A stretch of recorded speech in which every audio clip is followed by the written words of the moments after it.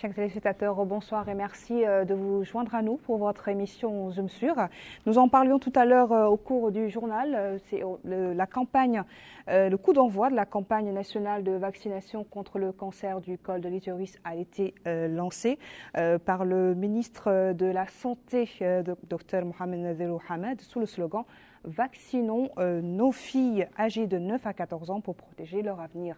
Et ce soir, pour en parler, ce n'est pas vraiment un débat, c'est plutôt une sensibilisation contre cette maladie, une sensibilisation aux parents, une sensibilisation aux familles, aux administrations, aux autorités, une sensibilisation à nos jeunes adolescentes pour se vacciner contre ce fléau. Et pour en parler, nous recevons ce soir sur notre plateau Dr Moussa Diagana, qui est le directeur de la santé de la mère et de l'enfant au ministère de la Santé. Bonsoir monsieur.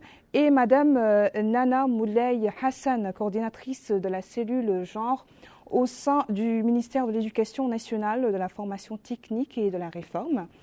Bienvenue à vous. Également, monsieur Abdallahi Oulevali, directeur de la protection sociale et de la solidarité nationale au MASEF. Merci, chers invités, de vous joindre à nous ce soir pour parler de ce sujet qui est extrêmement important. Avant de rentrer dans le vif du sujet, nous allons lancer ce reportage pour nous mettre dans le bain. Reportage signé Malika Negli.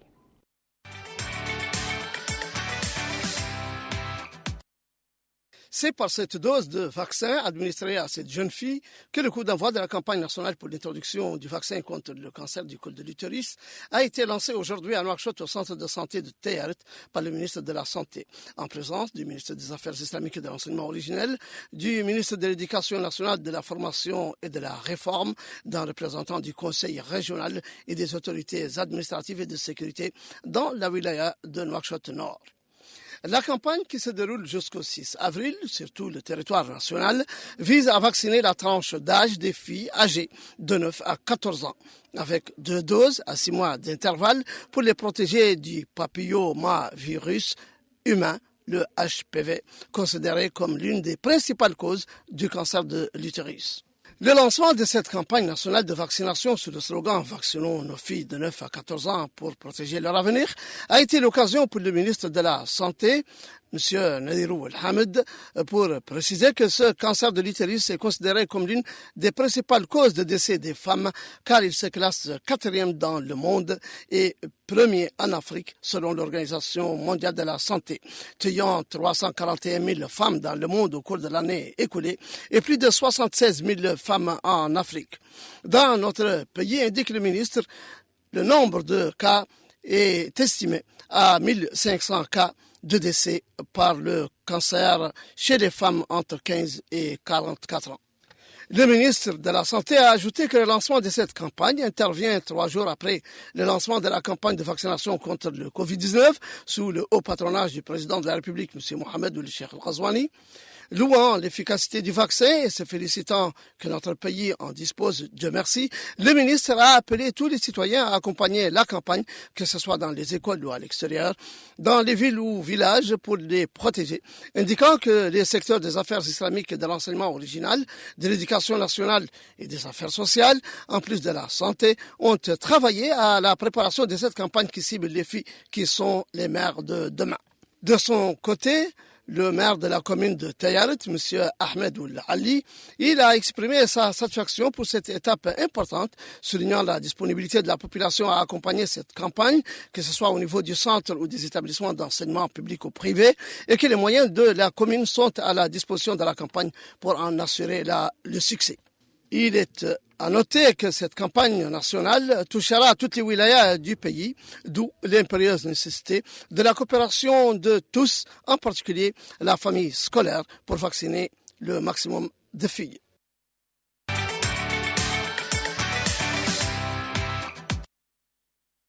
Sur ce plateau, merci beaucoup à Mohamed Rattab pour ce compte rendu. Alors, madame et messieurs, merci encore une fois de vous joindre à nous. Alors, nous allons commencer par vous, monsieur Diagana. Qu'est-ce que vous pensez, qu'est-ce que ça vous dit, qu'est-ce que vous pensez de ce reportage? Qu'est-ce qui justifie, les raisons qui justifient aujourd'hui le lancement de cette campagne de vaccination? Bonsoir madame, je suis heureux de retrouver mes amis de toujours et depuis quelque temps nous travaillons sur ce sujet de vaccination contre les cancers des cols de l'utérus. C'est un sujet important parce que nous abordons un aspect de santé publique en faveur de nos populations, prévenir le cancer du col de l'utérus qui fait des ravages. On peut ne pas en arriver là en adoptant cette vaccination-là. Cette vaccination est dans d'autres pays depuis quelques années et nous sommes heureux que nos autorités nous ont permis de l'avoir 3 jours seulement après que la vaccination contre le Covid ait été introduite aussi. Monsieur Abdallahi, parlant de notre reportage et parlant des sujets qu'il y a eu, enfin, la vaccination contre le cancer de l'utérus, comment ça se déroule tout ça? Bismillah ar-Rahman ar-Rahim, merci beaucoup. Merci pour la télévision mauritanienne et de nous avoir donné l'occasion de parler de ce lancement et le processus de lancement de cette campagne. Et c'est un travail de synergie entre plusieurs départements. Donc c'est déjà mettre à contribution tous les départements, parce que comme vous le savez, le ministère de la Santé, il est responsable de l'offre des services, mais il met à contribution d'autres départements pour la demande, pour encourager la demande.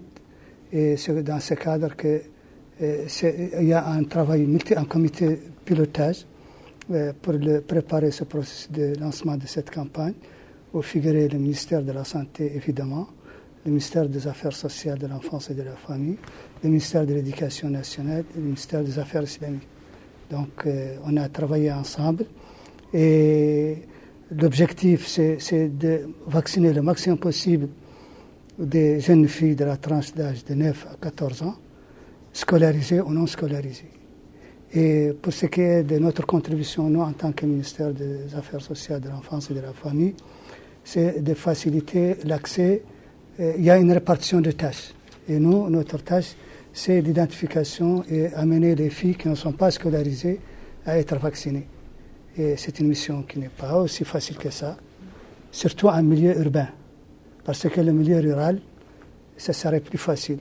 Soit, quelle que soit la stratégie, que ce soit une équipe mobile, que ce soit un centre fixe dans un milieu rural, les gens peuvent se rendre facilement. Et ce qu'on a recommandé aux équipes régionales, c'est d'associer une personne qui représente le MASEF pour, en marge de la campagne, de sensibiliser les filles non scolarisées pour venir dans les centres, que ce soit les centres mobiles ou les centres fixes pour la vaccination. Justement, vous parlez du travail de la synergie.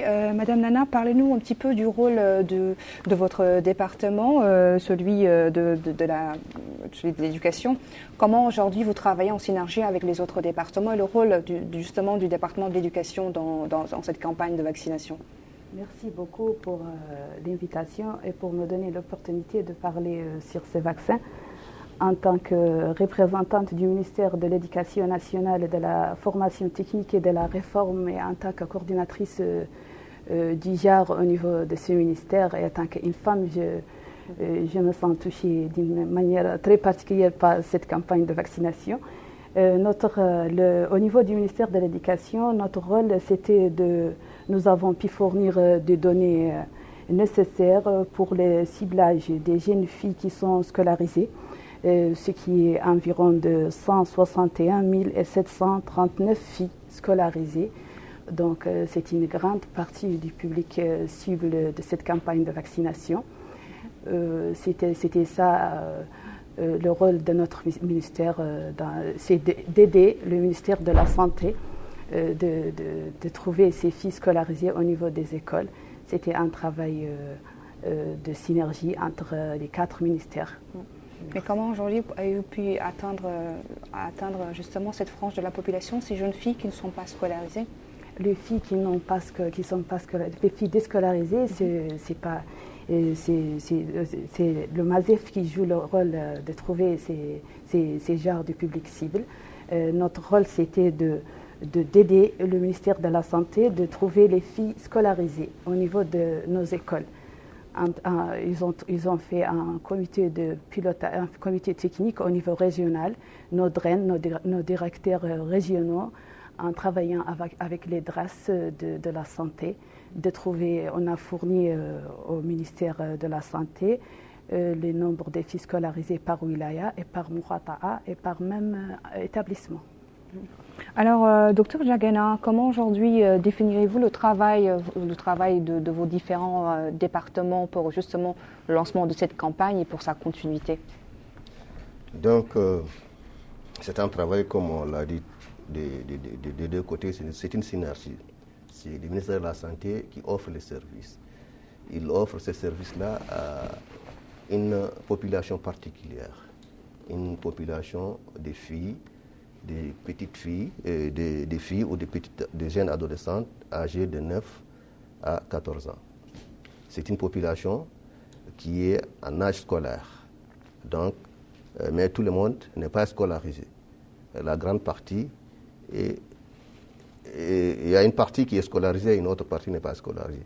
Pour atteindre la cible scolarisée et la cible non scolarisée, il fallait se baser sur des départements ministériels clés, qui sont le ministère de l'Éducation nationale, de la formation technique et de la réforme, pour atteindre les filles scolarisées.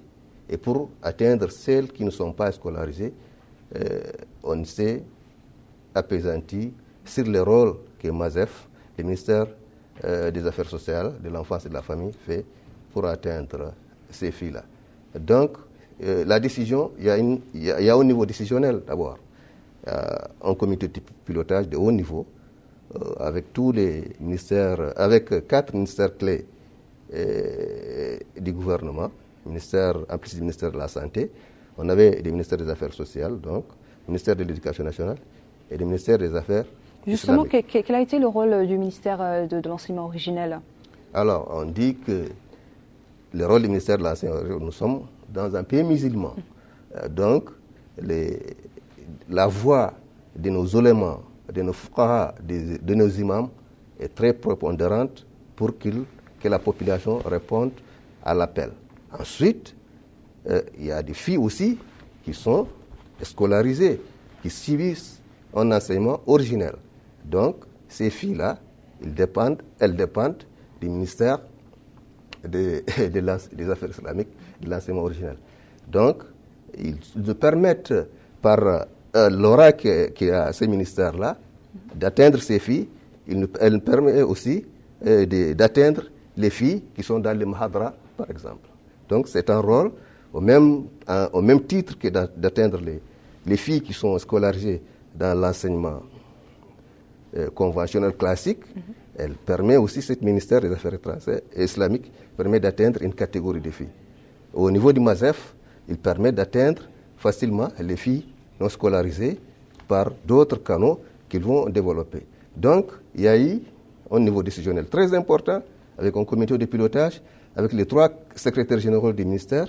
Ensuite, il y a eu des comités techniques, des comités de communication qui sont créés, qui englobent tous ces 4 départements pour faire ensemble le travail, aussi bien au niveau central qu'au niveau opérationnel, c'est-à-dire au niveau des wilayas, au niveau des muqata, pour atteindre tout le monde, toutes les filles de façon équitable. Alors, docteur Diagana, est-ce que vous pouvez nous dire, puisqu'on est plutôt dans une rencontre de sensibilisation, pourquoi justement, qu'est-ce qui explique aujourd'hui que la vaccination cible des jeunes femmes, des adolescentes, des jeunes filles de l'âge de 9 à 14 ans, pas au-delà et pas avant? Alors, une question très intéressante. Le cancer de col l'utérus, c'est un fardeau qui est sur les épaules des femmes. Alors, le principal facteur qui conduit à ce cancer-là, c'est une infection au papillomavirus. Cette infection, on la capte avant même, très tôt, on peut la capter très tôt, en tout cas. Pour la prévenir, pour ne pas avoir cette infection-là, il faut la prévenir très tôt. La meilleure façon de prévention, c'est d'aller vacciner les filles d'abord. les filles avant le mariage. Parce que le virus se contracte comment? Se contracte par des relations intimes. Donc, plus on est jeune, plus on a moins de relations intimes. Et les vaccins qui prévoient aussi cette maladie-là, il est plus efficace, plus on l'a fait tôt, plus elle est plus efficace. Voici les raisons qui font qu'on a ciblé cette tranche d'âge de 9 à 14 ans. 9 à 14 ans aussi, pourquoi on l'a choisi? Pour les éteindre, la grande majorité de ces filles-là, on peut les trouver dans les écoles. Donc, c'est des filles d'âge scolaire, donc il est plus facile de trouver ces filles-là et de les trouver jeunes. C'est pourquoi on a ciblé cette tranche d'âge-là, qui est aussi une recommandation de l'Organisation mondiale de la santé. D'accord. Monsieur Abdallahi, le département de la santé et le département de l'enseignement originel et aussi le département de la femme, MASEF compte sur le MASEF aujourd'hui pour justement cibler ces jeunes femmes scolarisées ou non. Comment se déroule votre travail? Oui, merci. Pour le travail, nous avons une stratégie qui est superposée à la stratégie du ministère de la Santé pour cette vaccination. Déjà, pour ce qui est des filles scolarisées, le problème est réglé parce que le plus souvent, on va les rencontrer au niveau des écoles. Et c'est bon d'informer les responsables des écoles, que ce soit les écoles publiques et privées, et que cette vaccination est un programme du gouvernement. Donc c'est pourquoi le ministère de l'Éducation a été impliqué pour informer les différents responsables de ces écoles de permettre la réussite de cette vaccination au niveau des écoles. Donc c'est important parce que si tu abordes un responsable d'une école sans avoir des informations préalables sur la vaccination, il ne va pas accepter parce qu'il a une certaine responsabilité. Donc c'est bon que le cachet du ministère de l'Éducation. Pour ce qui est des filles non scolarisées, vous savez, le ministère des Affaires sociales, de l'enfance et de la famille, il a un peu un rôle transversal.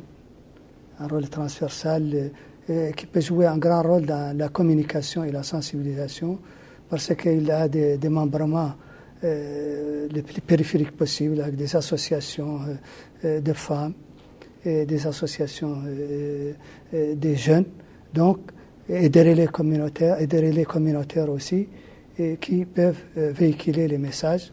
Et ce que nous avons eu une base de données à travers le ministère de la Santé, qui est bien sûr qui a eu ces informations à partir du ministère de l'Éducation, qui nous a donné les chiffres des régions où il y a moins le taux de scolarisation il est plus faible. Je citerai par exemple le Hod de Sharqi. Je citerai le taux de scolarisation, de non-scolarisation, il est de l'ordre de 46%. Il y a suivi de la Saba, suivi du Gorgol et du Guidimaka, qui sont de l'ordre de 37%, et le Hod Gharbi, qui est de 33%. Donc, ces 5 régions sont des régions où on a voulu concentrer plus que les autres régions, parce que le taux de non-scolarisation est très élevé. Donc, bien sûr, les stratégies varient, qu'on soit en milieu urbain, qu'on soit en milieu rural, parce que le milieu urbain, soit dans les écoles, soit le porte-à-porte. Justement, parlez-nous de ces stratégies aujourd'hui. Comment vous avez fait pour approcher on sait que c'est pas très simple déjà à Nouakchott, à l'intérieur du pays encore moins. Comment vous avez fait avec vos différentes votre synergie pour approcher justement les familles et autres? Je vous dirais. Donc, je vous dis qu'on a regroupé les régions en 3 catégories. La première catégorie où le taux de scolarisation est les plus faibles, qui varie, et le plus important, le taux de non-scolarisation est le plus important, et qui varie de 33 jusqu'à 46%. Et la deuxième catégorie de 4 wilayas, les 3 wilayas de Nouakchott, plus l'Inchiri, où le taux de scolarisation varie de plus de 20% jusqu'à 30%. Et en dessous de ça, les 6 autres régions à savoir la DRAR, le Tagan, et parmi les régions où le plus faible taux de non-scolarisation, c'était le Trarza et le Tirizamo. Donc c'est ces régions. Donc on a regroupé ces trois catégories et par rapport à nos représentants, nos directions régionales, nous avons demandé à ce que chaque équipe, qu'il soit équipe mobile ou équipe site fixe, qu'il soit, selon la stratégie du ministère de la Santé, qu'il soit accompagné par un agent qui est chargé de la mobilisation autour de cette campagne de vaccination pour amener davantage les filles à être vaccinées dans le cadre de cette campagne. Donc je suppose qu'il y a eu intervention quand même de la société civile locale.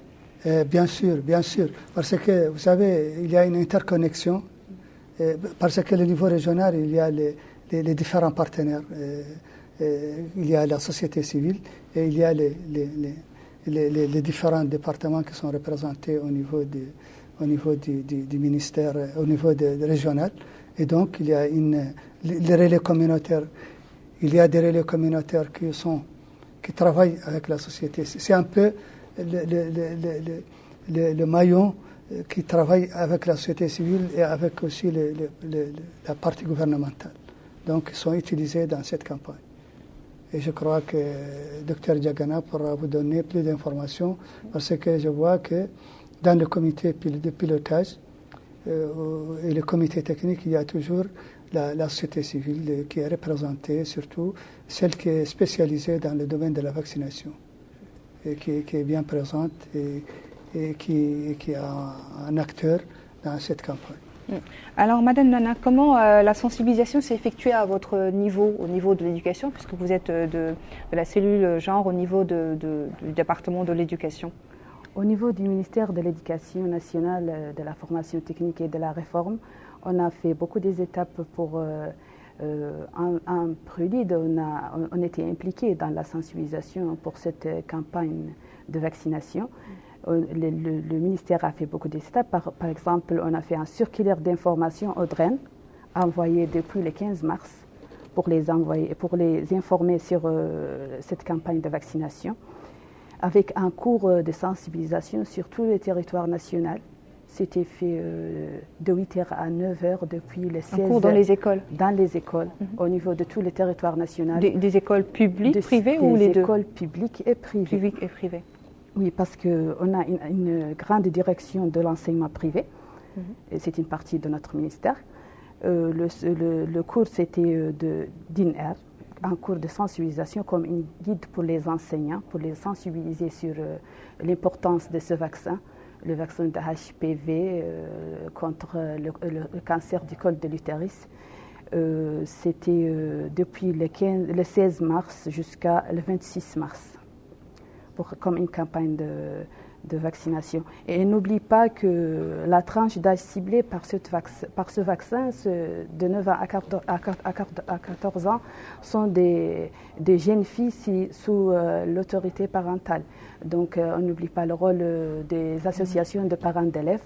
Ils étaient impliqués dans le comité de pilotage et dans le comité technique de l'introduction de ce vaccin. Ils étaient toujours avec nous. La tranche d'âge touche l'enseignement fondamental et l'enseignement secondaire. C'est de 3e année fondamentale jusqu'à 3e année secondaire. Donc, le nombre d'écoles fondamentales, c'est environ de 3550 écoles. Donc, le ministère a mobilisé plus de 14 enseignants au niveau de l'enseignement fondamental pour faire ce cours, pour sensibiliser les jeunes filles sur la nécessité de ce vaccin et son efficacité et son importance pour leur avenir. Est-ce que votre département prévoit quand même, hormis cette fois, au cours des prochaines années, d'intégrer ces cours-là justement dans le système éducatif? Non, c'est pendant cette campagne, je crois que c'est pendant cette campagne de vaccination. Le vaccin, là, c'est de 2 doses. L'une, c'est pendant cette semaine et l'autre après 6 mois. Je crois que chaque fois qu'il y aura une opération de vaccination, ils vont retourner pour sensibiliser les jeunes filles et les enseignants sur l'importance de ce vaccin. Parce que le cancer de col de l'utérus, c'est parmi les cancers rares qu'on peut le prévenir par la vaccination. Donc, d'ici, j'ai saisi aux parents d'élèves de vacciner leurs filles sur l'importance de ce vaccin pour prévenir nos filles du cancer du col de l'utérus. Mais pourquoi, par exemple, il n'y a pas une continuité de la campagne? Ce que je veux dire, je voudrais d'abord que cette activité, même si elle est principalement logée au niveau du ministère de la Santé, nous avons le rôle le plus facile parce qu'on est habitué à donner des injections, c'est très facile pour nous. Ce qui est le plus difficile, et je rends hommage au ministère partenaire, c'est le rôle qu'il joue, c'est le rôle de nous amener ces filles-là pour leur donner cette dose, cette injection-là. Et l'éducation nationale a fait un grand travail. Je viens de le dire, ils ont mobilisé déjà, ils ont donné la liste de plus de 139 000. 160 000. Alors, 169 filles. 160 000, donc oui, de 9 à 14 ans. 9 à 14 ans. C'est pratiquement plus de la 50% de la cible. Docteur Vali vient d'identifier les zones où le taux de scolarisation est le plus faible. C'est les grandes wilayas de la Mauritanie pratiquement. Donc, le fait d'identifier déjà ces personnes-là et de les apporter vers les sites de vaccination, c'est le plus gros C'est le plus gros travail. Oui. Le reste, on est habitué au ministère de la Santé à donner des vaccins. Pourquoi il n'y a pas de continuité? Alors, c'est la première fois qu'on introduit ces vaccins-là. D'abord, l'introduction, c'est la première fois. Bon, c'est introduit dans d'autres pays depuis quelques années. Mauritanie, c'est l'heure de la Mauritanie maintenant. Il y a une continuité. On veut faire, il y a certains pays qui l'ont introduit sans faire de campagne. Ils l'introduisent, ce qu'on appelle vaccination de routine, comme on vaccine les enfants de moins d'un an. Donc on dit aux gens, à partir de 9 ans, allez vous vacciner. Nous, pour avoir beaucoup de personnes pendant cette introduction, on a essayé, on fait faire cette campagne qui cible les enfants de 9 à 14 ans pendant une semaine. Après une semaine,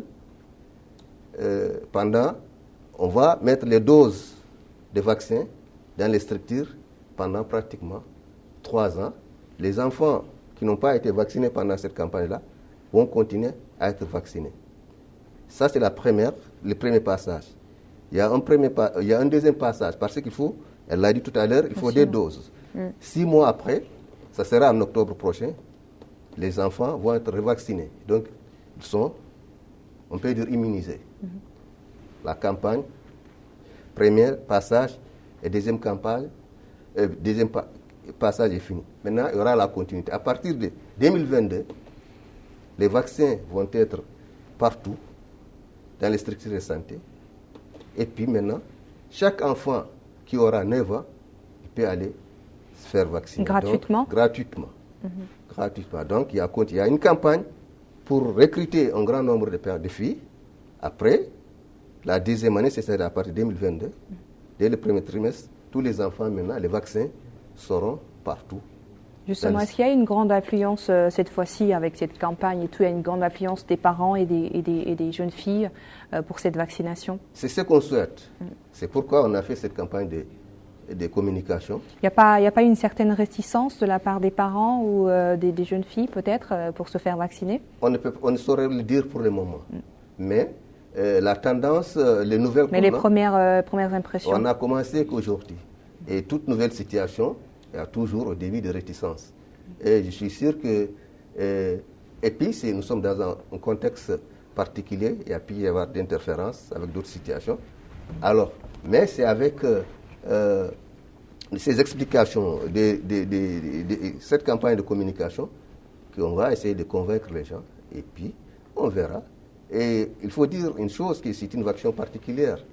On a l'habitude de vacciner les enfants de moins d'un an. Donc c'est les parents même qui amènent les enfants. Mais ça, c'est une vaccination particulière, avec une cible particulière. À partir de 9 ans, on ne vaccine pas, on ne vaccinait pas. C'est une fibre. Oui, justement, comme les gens n'ont pas l'habitude à partir de 9 ans de vacciner leurs enfants et que c'est plutôt peut-être que tout le monde ne connaît pas vraiment le cancer de col de l'utérus, alors c'est peut-être plus difficile de convaincre justement les parents ou à faire vacciner leurs enfants. Oui, les gens ne connaissent pas le cancer de col de l'utérus, mais ils savent que le cancer, c'est une maladie grave.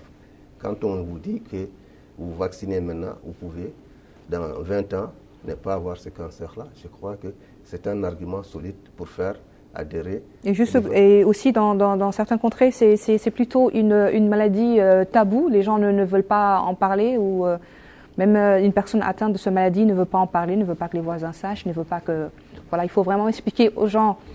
Voilà, est-ce que c'est le cas actuellement? Et puis voilà, il faut vraiment expliquer ça aux citoyens pour qu'ils puissent vraiment comprendre l'importance de cette sensibilisation. Tout à fait. Le cancer, c'est une maladie grave. Le cancer de col de l'utérus qui touche que les femmes, c'est encore plus grave. Effectivement, on a fait un premier débat ici.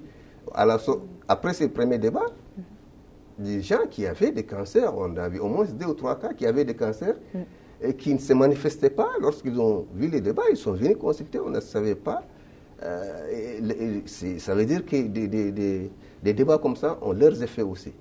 Donc, c'est cette campagne d'explication, cette pédagogie qui font que les gens vont comprendre l'utilité de cette vaccination.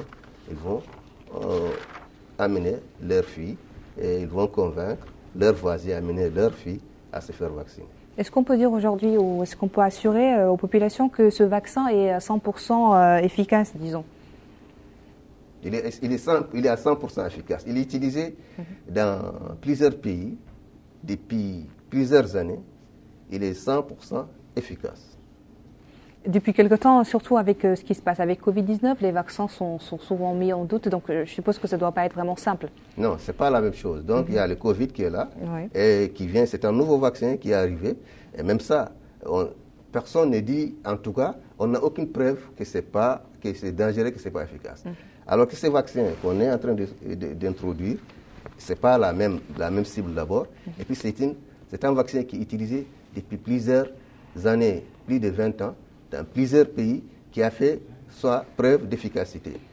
La dernière étude que je viens de consulter, c'est une étude faite en Suède, qui a concerné plus de combien de millions de personnes, mais la preuve est là qu'elle est efficace et n'a aucun danger sur la santé.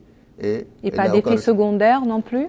Alors, effet secondaire, il faut qu'on soit très clair. Effet secondaire grave, non. Il n'a aucun effet secondaire grave, mais comme toute injection, tu peux avoir une petite douleur au niveau du point d'injection. Pouvez-vous être plus précis comme ça, pour que ce soit beaucoup plus clair dans l'esprit de nos téléspectateurs? Le vaccin n'a aucun effet secondaire grave. C'est-à-dire? Alors, toute injection, quand on pique, tu peux avoir une petite douleur, une petite rougeur, ça, ce n'est pas significatif. Mais il n'a aucun autre effet secondaire. Il ne rend pas stérile. Il n'entraîne pas qu'on appelle des effets secondaires graves qui t'empêchent. Pas d'étourdissement, pas de maux de tête, pas de conséquences dans l'avenir? Non, aucune conséquence dans l'avenir. Oui. D'après les études qu'on a, en tout cas, aucune conséquence dans l'avenir. Alors, Monsieur Abdallahi, concernant le MASEF et le travail que vous avez eu à faire pour la campagne, Monsieur Diagana en parlait tout à l'heure, le travail déjà important de votre département et du département de l'éducation aujourd'hui. Après, dites-nous comment vous faites face aujourd'hui pour les parents, aussi pour les convaincre et aussi pour convaincre, rassurer aussi ces jeunes filles qui nous regardent aujourd'hui. Le ministère, les directions régionales, ils utilisent les relais communautaires. Ces relais communautaires, ils ont choisi au sein des communautés. Donc, ils sont parmi les communautés et ils communiquent facilement, passent la communication facilement à leur communauté. Par exemple, que cette vaccination il est dans l'intérêt de prévenir les cancers du col de l'utérus, qu'elle n'a aucun problème, un impact négatif sur la vie des jeunes filles. Donc, et le plus souvent, quand tu choisis quelqu'un localement, les gens ils ont plus confiance à ce qu'ils disent, ou soit aussi impliquer les associations ou les coopératives féminines pour faire passer des messages. Donc, c'est ça les créneaux du ministère des Affaires sociales, de l'enfance et de la famille, pour faire passer ces messages. Et là, je crois que le fait aussi d'essayer de chercher les filles non scolarisées aussi, c'est les relais communautaires qui sont à mesure et qui parfois établissent des listes par quartier des filles qui ne sont pas scolarisées. Et ça, c'est utile en milieu urbain, au niveau de Nouakchott. Par exemple, la direction régionale Nouakchott Nord, elle a établi des listes des filles qui ne sont pas scolarisées selon leur quartier. Et là, c'est un travail de quartier et des relais communautaires par quartier. Parce que, vous savez, pour ce qui est de porte-à-porte, il faut impliquer des gens qui connaissent les quartiers. Et c'est ça le rôle des relais communautaires. Parce que déjà, ils connaissent les maisons et ils savent est-ce qu'il y a d'emblée, est-ce qu'il y a des filles qui sont dans cette tranche d'âge.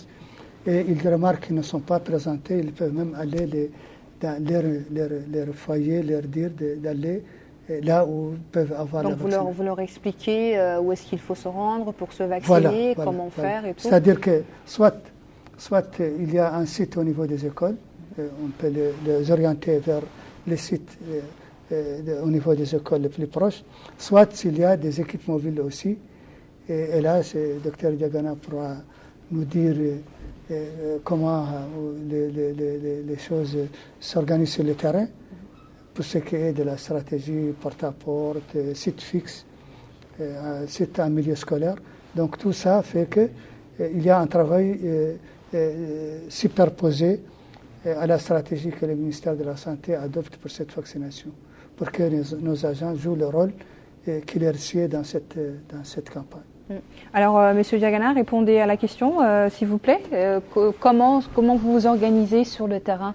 Alors, sur le terrain, d'abord, il a si bien dit, il y a l'identification des filles par l'éducation nationale d'abord, avec les listes qu'ils ont mis, leurs écoles, par le MASEF qui s'appuie sur les travailleurs communautaires, qui connaissent chaque coin, chaque recoin de chaque ville, de chaque village, pour identifier les filles qui ne sont pas scolarisées. Donc MASEF, avec les travailleurs communautaires qu'on appelle communément les communautaires, avec les ONG, identifie ces filles-là. Du côté de l'éducation nationale, les listes sont là. Alors, il y a des stratégies en matière de vaccination, c'est des stratégies fixes, avancées ou mobiles. Pour les filles scolarisées, c'est les stratégies, les sites normalement, c'est les écoles. On part dans les écoles, les gens se font vacciner là-bas normalement. C'est ça qui est sur les papiers. Pour les filles non scolarisées, alors après leur identification, on est passé dans leur maison, là, on choisit des sites. Les sites qu'on choisit, en général, c'est les structures de santé, les centres de santé et les postes de santé. Les filles identifiées, ils viennent, se rassemblent, on les vaccine. Il y a aussi, on peut se déplacer, ce qu'on appelle, en fonction des moyens dont on dispose, les gens peuvent faire ce qu'on appelle les stratégies avancées mobiles, c'est-à-dire se déplacer. Ici à Nouakchott ou à l'intérieur du pays? Tous les pays. Il n'y a pas de différence entre Nouakchott et tous les pays, en fonction de des possibilités d'accès des possibilités que les gens ont pour accéder à la cible, aux filles. Alors, Madame Nana, vous parlez tout à l'heure, on parlait du rôle du département de l'éducation pour le recensement justement des jeunes filles scolarisées qui sont qui sont en âge de se faire vacciner. Mais le travail de l'éducation ou la partie que vous faites dans ce travail va au-delà de ça, je suppose. Est-ce que vous pouvez nous en parler? Oui, bien sûr, va au-delà, plus que ça, parce que nous sommes impliqués dans la communication, dans la sensibilisation pour cette campagne de vaccination. Et ici, j'appelle les parents d'élèves à faire vacciner leurs jeunes filles pour éviter de ce cancer. Et ici, en tant que coordinatrice d'IJAR, nos mères et nos grands-mères n'ont pas eu l'opportunité d'avoir ce vaccin pour les protéger de ce cancer qui est mortel. Ce cancer, parmi les cancers, il représente la deuxième cause de mortalité chez les femmes en Mauritanie. Donc, je crois qu'on doit mettre l'accent sur l'importance d'avoir ce vaccin pour nos filles et de les protéger de cette maladie qui est mortelle. Donc, il y a eu, vous disiez tout à l'heure qu'il y a eu une campagne de sensibilisation en prélude de la vaccination, que vous avez eu déjà envoyé des équipes au niveau de l'éducation, un petit peu pour sensibiliser les gens, pour parler du vaccin. Est-ce qu'il y a une certaine réticence justement de la part des familles? Oui. Avec le cours qu'on a fait sur tous les territoires nationaux, c'était une forme une méthode de sensibilisation sur l'importance de ce vaccin. Et avec les parents d'élèves qui sont convaincus de l'importance de ce vaccin. Donc je crois que ça, la méthode que notre ministère a à prendre pour la sensibilisation dans cette campagne de vaccination.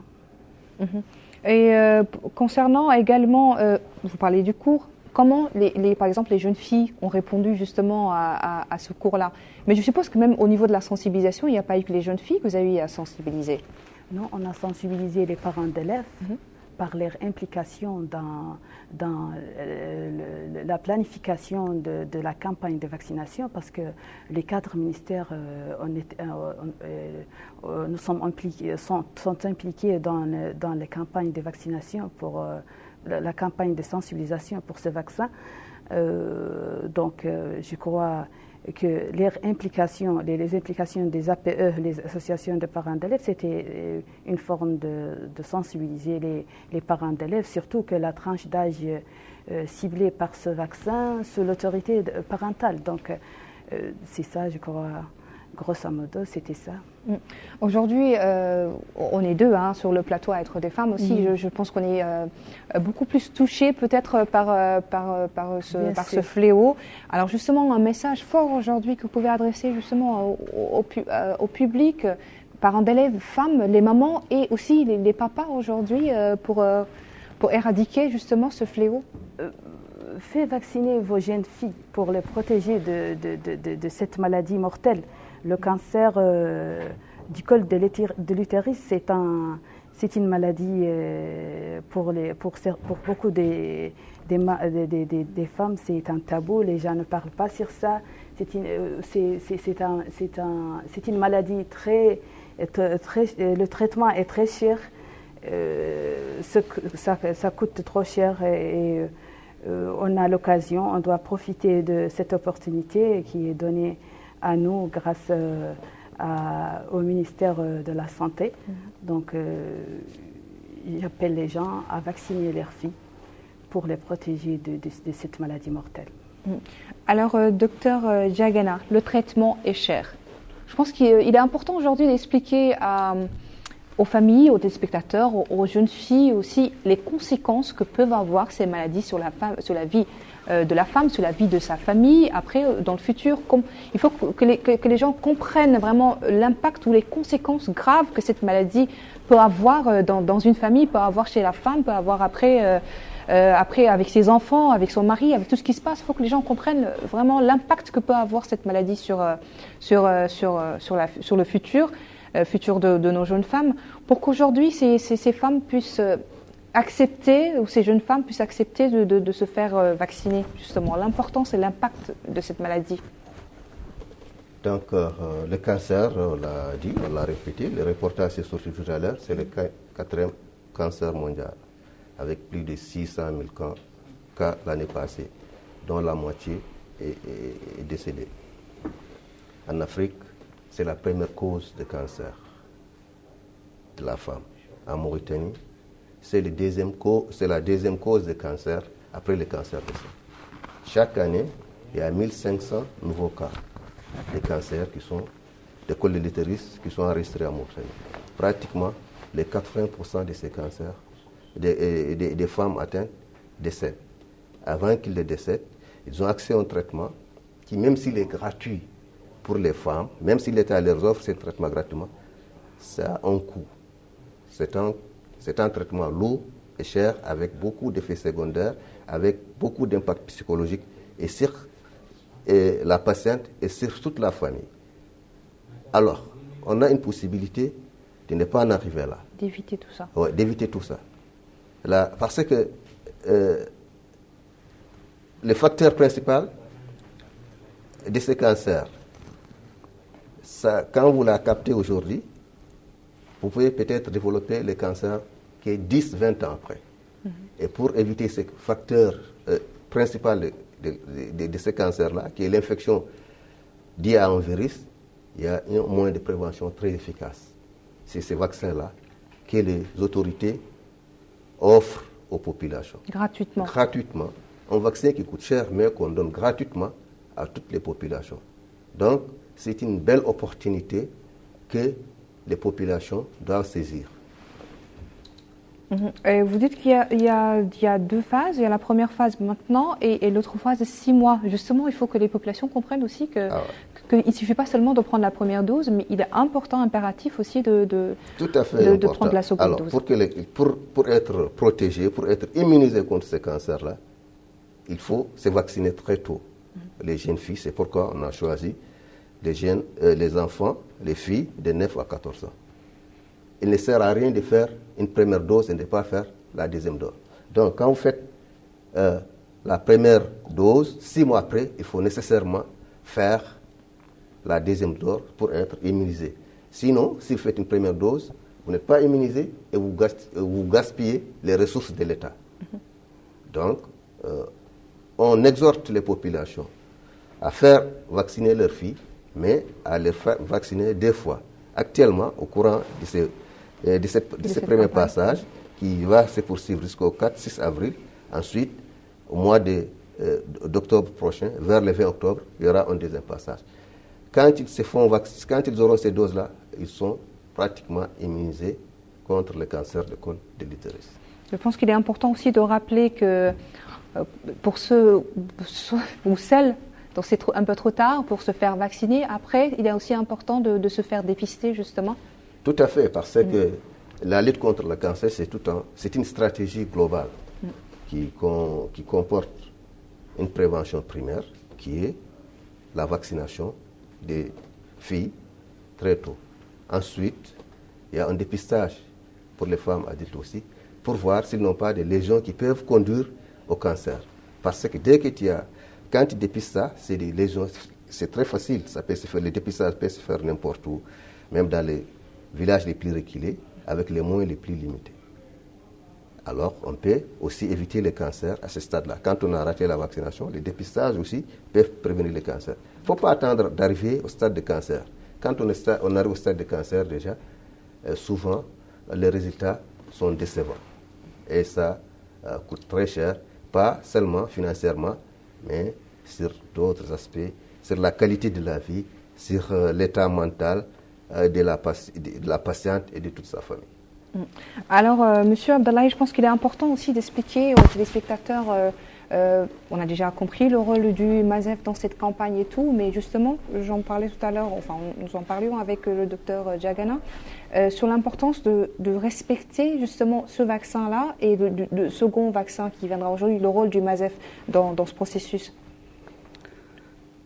Comme je l'ai dit, le rôle, c'est un problème de communication. Justement. Le plus possible, les plus périphériques aussi, et pour mettre en exergue l'importance de cette vaccination. et sa rentabilité aussi, parce que, comme il a dit, il y a une mortalité élevée des cancers, cancer du col, parmi les cancers en Mauritanie, en Afrique et dans le monde. Et en plus, le coût du traitement.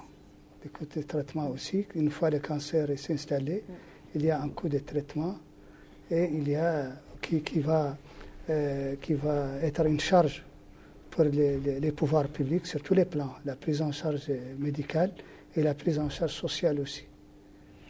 Utilisez-vous dans vos campagnes de communication des outils de communication aujourd'hui pour faire comprendre et les jeunes filles scolarisées et les jeunes filles non scolarisées, justement, parce que c'est pas simple? Vous savez, le support des messages, c'est le ministère de la Santé qui pilote cette action, qui est qui pilote ça, et les messages sont élaborés par le ministère de la Santé.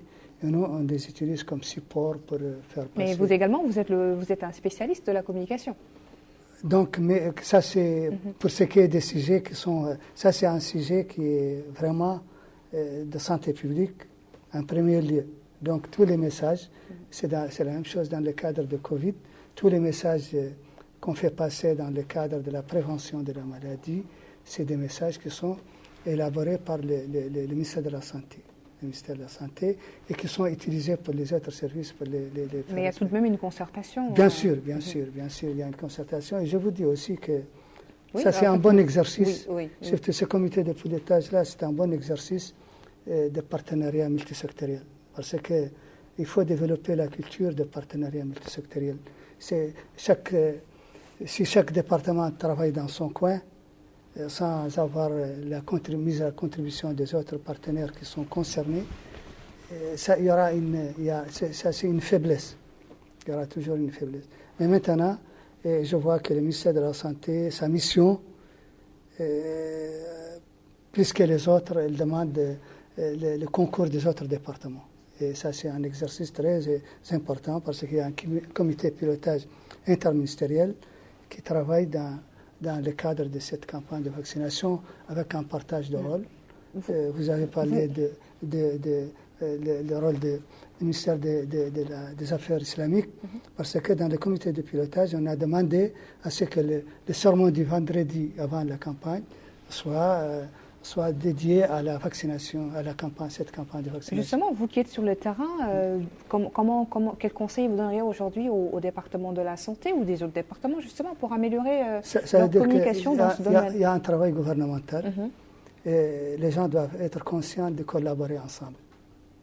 Et ça, c'est valable aussi au sein de chaque ministère qu'au niveau des ministères entre eux. Et je vous dis que la mission de la santé fait intervenir beaucoup d'acteurs qui ne sont pas le ministère de la Santé. Par exemple, moi, au début de mon intervention, j'ai dit que le ministère de la Santé, il est chargé d'offrir les services. Maintenant, c'est aux autres départements de contribuer à l'utilisation de ces services, à la demande. Justement, vous, en tant que spécialiste de la communication, comment vous contribuerez justement, quel outil, quel message vous préconiseriez en fait pour vraiment faire passer le message? Qu'est-ce que vous conseillerez? Nous, on s'adresse aux filles non scolarisées parce que les filles scolarisées, c'est déjà la responsabilité de l'éducation, de l'association des parents d'élèves et des responsables des écoles. Pour ce qui est des filles qui ne sont pas scolarisées, il y a une intervention directe au niveau des ménages pour convaincre les gens à travers des agents de leur quartier ou de leur village qui ont la possibilité de les convaincre plus que les autres. Et c'est ça, c'est l'importance de cette opportunité. Et déjà aussi, la vaccination. Vous savez, en Mauritanie, il y a une bonne expérience dans le domaine de la vaccination. Le programme d'élargie de vaccination, il a une riche expérience. C'est pourquoi, quand on va introduire un vaccin, on ne va pas trouver beaucoup de difficultés parce que les stratégies sont déjà bien connues. D'accord. Madame Nana, vous, en tant que représentante de la cellule de l'éducation nationale, du genre, et aussi en tant que femme aujourd'hui, selon vous, quel outil ou quel moyen serait le plus simple justement pour atteindre vos cibles? Je crois que dans notre cas ici, c'est le travail qui est le plus simple, le plus facile, parce que Chez les jeunes filles scolarisées, on peut les trouver dans les écoles, on peut les sensibiliser par nos enseignants. Donc notre travail, je crois que c'est le travail plus simple parmi les travaux des autres ministères. C'est de leur parler, oui, de parler directement, aux jeunes filles, de les convaincre de l'importance de ce vaccin. Le ministère de l'Éducation nationale et de la formation technique et de la réforme va aider le ministère de la Santé dans le deuxième passage de ce vaccin, de ne pas perdre les filles par les cartes de vaccination. D'accord. Alors un dernier mot pour chacun de vous rapidement, parce que nous n'avons plus de temps, un dernier mot pour parler aujourd'hui aux téléspectateurs, au public directement. En tant qu'une femme, une coordinatrice du genre au niveau du ministère de l'Éducation nationale, je demande aux parents d'élèves de faire vacciner leurs jeunes filles pour les protéger de cette maladie mortelle, le cancer du col de l'utérus, le HPV. Merci. Et vous, M. Abdallahi? Moi, je dirais que plus de coordination entre les différents secteurs, plus une rentabilité et une synergie pour la réussite des actions comme ce genre de campagne. Merci beaucoup pour clore, Monsieur Dr Diagana. Merci, donc merci encore à Nana et mon aîné Abdallah pour cette synergie d'action. Donc, les cancers du col de l'utérus, vraiment c'est une maladie grave. On peut l'éviter facilement. Comment l'éviter? On peut l'éviter principalement par la vaccination. L'État mauritanien a mis à la disposition de sa population gratuitement des vaccins qui coûtent très cher. Partout, sur toute l'étendue du territoire du pays, des vaccins sûrs, efficaces. Donc, la seule chose qu'on demande aux populations, c'est d'adhérer à cette campagne de vaccination, de faire leur première dose actuellement et 6 mois après, de faire la deuxième dose. Comme ça, on aura dans 20 ans un pays avec peu ou pas de cancer. On aura des femmes en bonne santé qui peuvent contribuer au bien-être de leur foyer, au développement de leur communauté et de leur pays. Merci beaucoup, Monsieur Diagana. Merci à vous, chers téléspectateurs. Je pense que vous l'avez compris. Donc, il est important de faire vacciner nos jeunes filles maintenant pour leur avenir. Il est important aussi de suivre le vaccin pour la deuxième dose dans 6 mois. J'espère que tout le monde l'a compris. Merci beaucoup de nous avoir suivis. Merci à toute notre équipe technique, à leur tête et Cheikh Abdallahi. Merci bien sûr à MG et à Rabia Deida et à toute l'équipe de coordination. Merci et très bonne suite de programme sur El Mauritania. Bonsoir.